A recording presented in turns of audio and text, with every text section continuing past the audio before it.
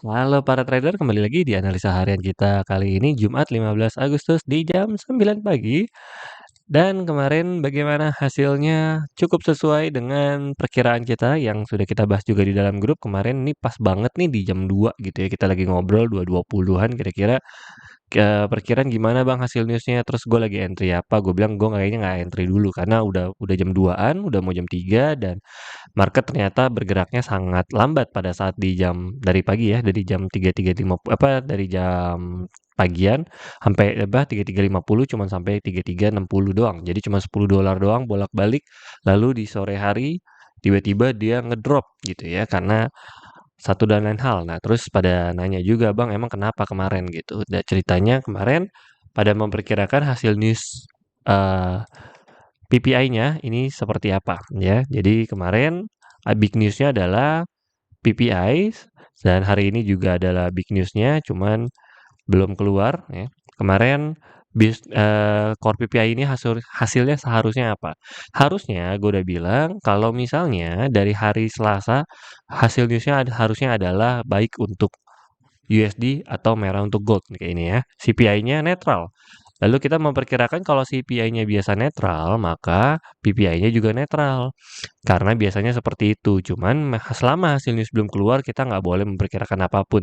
Terus gue udah bilang, tapi seharusnya PPI-nya tuh bagus untuk USD. Berarti kalau USD bagus, gold akan merah. Itu sudah kewajibannya gitu ya. Kenapa? Karena Donald Trump dari awal menjabat jadi presiden, dia belum membuat USD membaik. Yang ada USD buruk terus sepanjang dia menjabat gitu. Dan dia sudah harus melakukan pergerakan gitu. Kalau enggak dia dalam bahaya. Tapi kalau misalnya melakukan pergerakan di bulan-bulan sekarang, jujur itu sangat beresiko. Karena ya biasanya pergerakan kayak gitu tuh kalau nggak di awal, tengah, sama akhir. Nah, ini kan tengah-tengah apa ya, pertengahan semester ke akhir tahun gitu ya.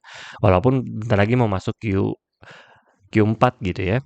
Udah masuk sih, tapi ya maksudnya ini kan biasanya pergerakan gede tuh di akhir tahun di bulan 11 12-an gitu atau di pertengahan gitu. Pertengahan semester atau awal tahun biasanya kayak gitu-gitu. Ini tuh bener-bener cukup di luar dugaan PPI-nya, bahkan langsung gede banget 0,9% ya, dan langsung drop juga di setengah 8 ya. Itu langsung ngedrop, walaupun habis itu dia balik lagi, dia mantul lagi. Ya ini ya, kelihatan ya, dia drop sampai 3342, habis itu dia balik lagi ke atas, tapi lanjut turun ke bawah ya.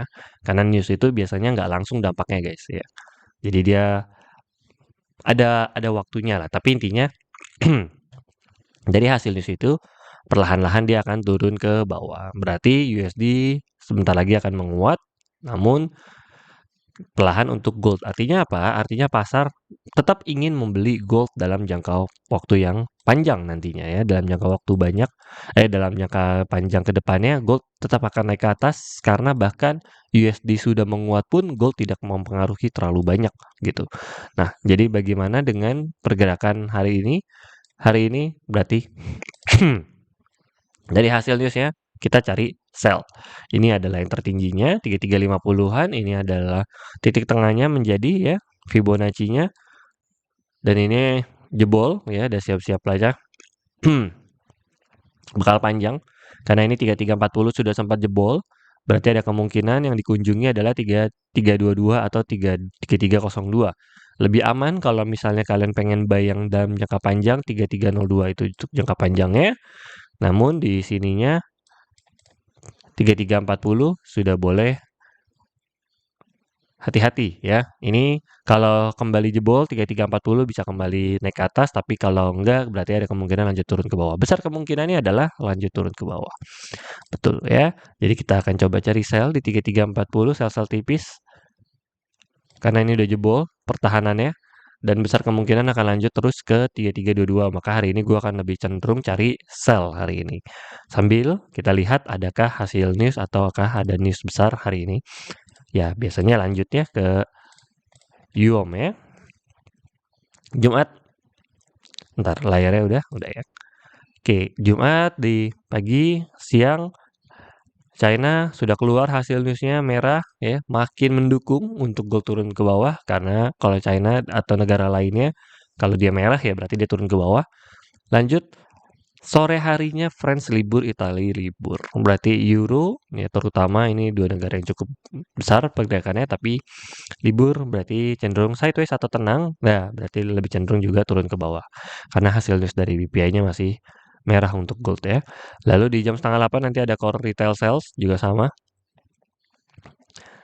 Ya, ini penting sama ini nih. Prelim YOM ini yang paling penting. Core retail sales sama YOM ini penting nih. Ya, bagaimana hasilnya? Jika hasilnya adalah hijau, berarti bagus untuk USD, maka merah untuk gold. Ini sudah keluar angkanya 0,9, maka biasanya dia mengikuti.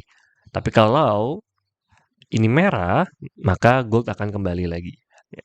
Tapi jujur cukup mengagetkan. Kenapa? Karena ini angkanya gede banget dan bagus banget untuk USD. Cuman pergerakan gold tidak terlalu kebanting banget gitu. Harusnya ngebanting banget. Artinya apa? Artinya ya pasar segitu sukanya sama gold gitu ya, menganggap gold itu menjadi apa namanya, salah satu investasi yang sangat aman gitu. Ini udah terbukti banget ini. Berarti ngebantingnya juga USD, bahkan kemungkinan forex factory kita mungkin kedepannya juga akan kurang valid karena bahkan USD menguat pun gold tetap netral gitu ya. Ini core retail sales-nya sama premiumnya ternyata hari ini akan menjadi poin utamanya kalau ini udah combo nih ya. CPI, PPI sama core retail sales sama IUM ini udah combo nih ya. Kalau misalnya semuanya udahlah buruk untuk gold misalnya, turun terus untuk gold, tapi ternyata goldnya masih ketahan, nah siap-siap lah ya.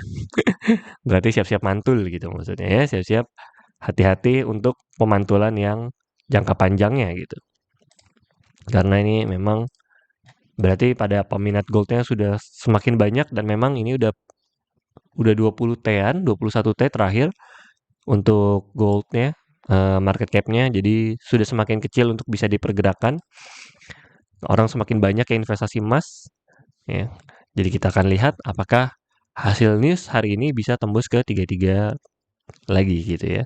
Berarti dari ATH-nya pun atau dari candle daily-nya pun akan kecil kemungkinan untuk bisa sampai ke 32 untuk ngejebol ini supportnya. Kalaupun dia bakal turun lagi gitu ya dari sebelumnya. Karena ini news udah bagus banget untuk USD, tapi goldnya tetap ketahan. Oke, so segitu saja analisa harian kita. Nanti kita akan nunggu. Kalau dari pagi sampai sorenya sama seperti biasa, kita akan sell di atas dan buy lagi kita cari di daerah bawah. Namun kalau misalnya hasil newsnya keluar, nah kita pantau dan kita follow the trend aja seperti biasa. Oke, so segitu saja analisa harian kita kali ini. Salam cuan.